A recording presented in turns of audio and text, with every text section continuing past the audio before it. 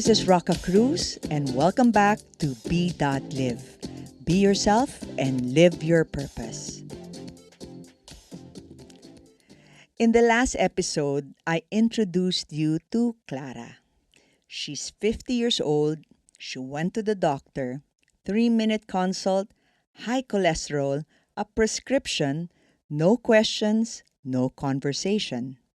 She followed the doctor, but she left feeling uneasy.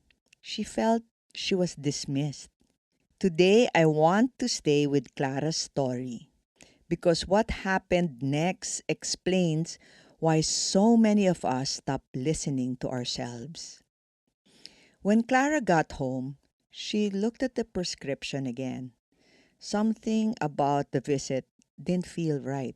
She felt like the decision was made for her, not with her. She wanted to understand. She wanted to know the why. And instead of asking, she did what many of us do. She went quiet. She told herself, doctors are busy. Doctors know better. I don't want to be difficult, or I don't want to sound stupid or arrogant. So she didn't ask anything. She just took the prescription and left. This is where most people stop listening to themselves. Many of us were conditioned early since childhood to be good, to be polite. Don't question authority.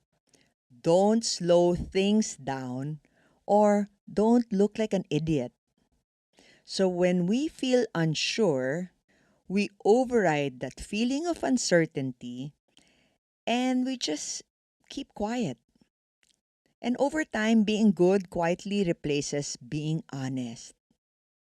What Clara was feeling wasn't resistance, it was the absence of information. She wasn't rejecting the prescription, she was reacting to not being fully informed.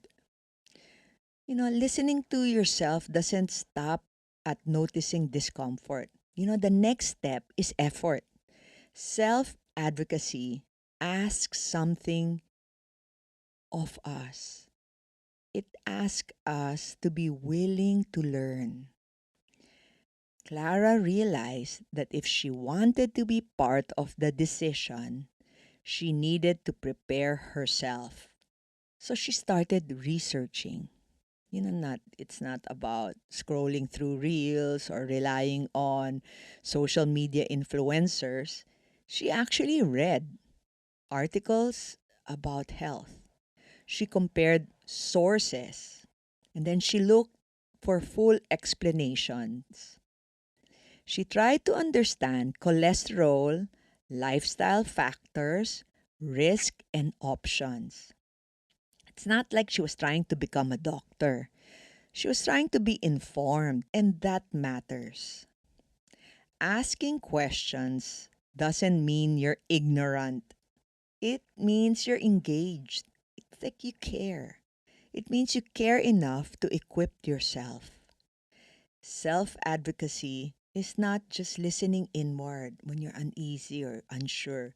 It's listening, then learning, then forming better questions, and perhaps get some answers. And yes, it takes effort. The internet is not perfect. Not everything online is true or helpful, but there is real useful information available if we're willing to slow down and look beyond shortcuts. This is where many people stop because effort feels hard. It's easier to hand decisions over to someone else, easier to comply, easier to say, just tell me what to do. But Clara realized if she didn't make the effort, no one else would. So please understand this. It takes effort, knowledge, willpower to become your own advocate.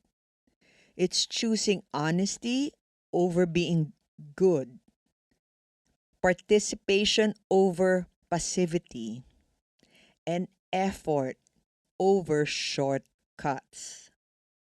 So this week, try this. When something doesn't sit right, pause. Listen. Then ask yourself, what do I need to understand better? Take time to research, read fully, and form your questions. Be prepared. In the next episode, we'll stay with Clara and talk about what happens when she finally starts asking questions and why curiosity is essential. If this episode resonated with you, please like, share, and subscribe to Be.Live. Someone else might be silencing themselves right now and needs to hear this. Thank you for being here, and remember, listening to yourself is only the beginning.